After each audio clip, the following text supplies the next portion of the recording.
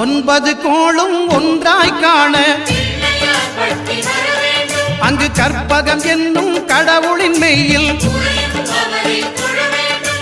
ஒன்பது கோளும் ஒன்றாய் காண அங்கு கற்பகம் என்னும் கடவுளின் மெய்யில் சூரியன் முதலாய் 9 கிரகமும் பலவித குணங்களை கொண்டிருக்கும் எங்கள் கற்பக தருவில் அவை வரும்போது ஒன்றாய் சேர்ந்து பலனளிக்கும்.